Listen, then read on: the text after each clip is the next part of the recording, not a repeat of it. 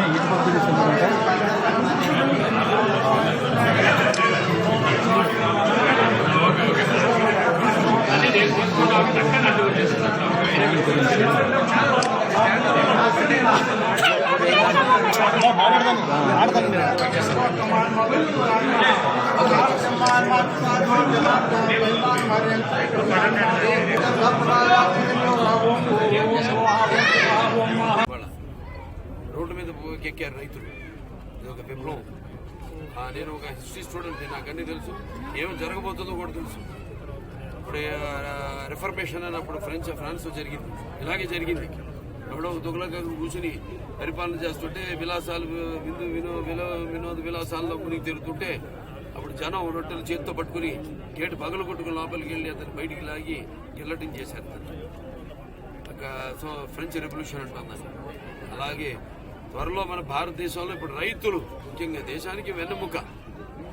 అతనికి రెక్కాడితే కానీ డొక్కాడదు. అలాగే అతను కష్టాలు రెక్కాడితే అతను డొక్కాడితేనే మనకు మన 5 ఏళ్ళు నోట్లోకి వెళ్తే మన కడుపు నిండుతుంది.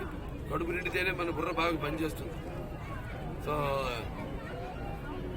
వాళ్ళందరూ అన్ని రంగాల్లోనూ అందరికీ అన్యాయం జరుగుతున్న ఇది సందర్భంగా ఇప్పుడు ఇక్కడి నుంచి అసలైన పోరాటం మొదలవుతుంది అని ఈ సభాముఖంగా తెలియజేసుకుంటూ ప్రతి ఒక్కరు కూడా విడిచి పండు నోట్లో పెట్టినట్టు ఎంతో బాగా వాళ్ళ ఉపన్యాసాలు ఇస్తూ ఉంటారు.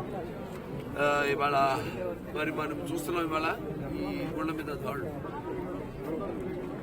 చాలా కిరాతకం.